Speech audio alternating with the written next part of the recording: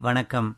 ஆசிரியர் எஸ். மதுரகவியின் சரித்திரம் போற்றும் சந்திப்புகள், அத்தியாயம் 3, பாரதியாரும் நிவேதிதா தேவியும். உங்களுக்காக வாசிப்பது ஸ்ரீ ஸ்ரீனிவாசா. கீழை நாடுகளைப் பற்றி, குறிப்பாக பாரத தேசம் பற்றி மேலை நாடுகளைச் சார்ந்த மக்கள் கேலி பேசி ஏளனம் செய்து வந்த காலகட்டத்தில் பாரத பண்பாட்டின் அருமை பெருமைகளை உலகறிய பறைசாற்றியவர் சுவாமி விவேகானந்தர். காலம் 1863 இருந்து 1902. விவேகானந்தர் என்னும் ஞான சூரியனால் வசீகரிக்கப்பட்டு அவரை தம் குருவாகக் கொண்டார் மேலை நாடான அயர்லாந்து நாட்டைச் சார்ந்த மார்கரெட் எலிசபெத் நோபல் என்னும் இளம் பெண்மணி. காலம் 1867 இருந்து 1911. மார்கரெட் அம்மையாருக்கு குரு விவேகானந்தர் நிவேதிதா தேவி என்று திருப்பெயர் சூட்டினார். நிவேதிதா என்றால் அர்ப்பணிக்கப்பட்டவர் என்று பொருள்.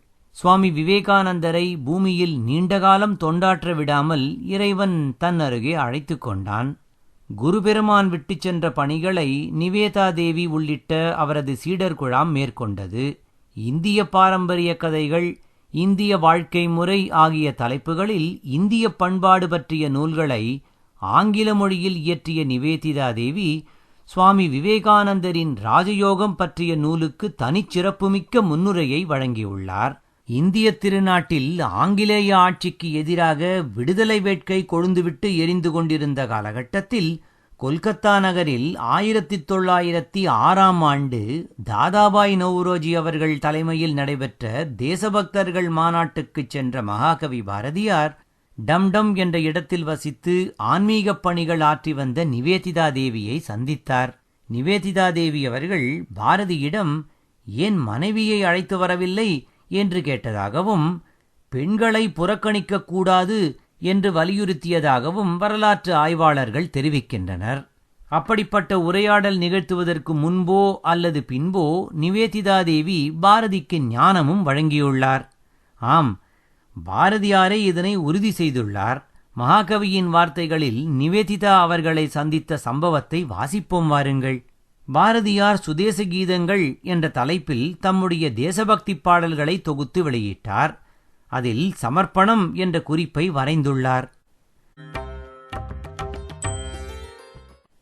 சமர்ப்பணம்.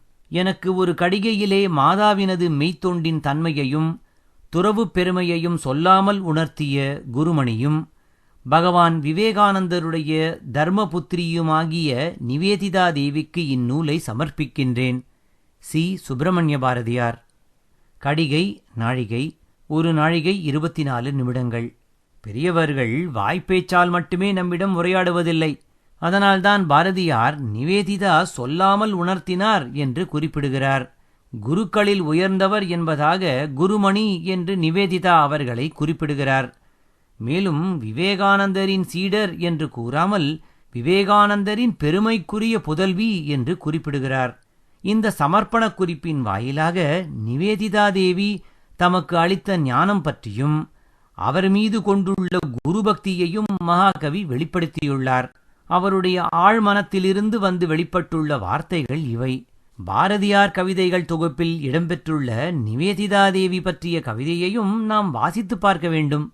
இந்த கவிதையில் தம் நெஞ்சில் உள்ள இருளுக்கு கதிரவனாக நிவேதிதா விளங்குவதாக பாரதியார் குறிப்பிடுகிறார்.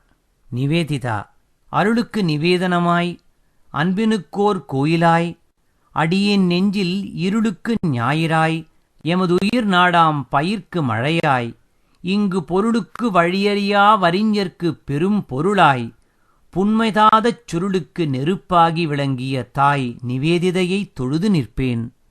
சமர்ப்பணம் குறிப்பில் குருமணி என்று குறிப்பிட்ட பாரதி இந்த பாடலில் நிவேதிதா அவர்களை தாய் என்று கூறுகிறார். பாரத பண்பாட்டின் சிறப்பியல்புகளை புத்தகங்களில் பதிவு செய்து பெரும் பணியாற்றிய நிவேதிதா அவர்களை நாமும் வணங்குவோம். இத்துடன் சரித்திரம் போற்றும் சந்திப்புகள், பாரதியாரும் நிவேதிதா தேவியும் நிறைவு பெற்றது. தங்களின் கருத்துக்களை tamil-audiobooks@gmail.com என்ற முகவரிக்கு தெரியப்படுத்தவும். உங்களுக்காக வாசித்தது ஸ்ரீ ஸ்ரீனிவாசா.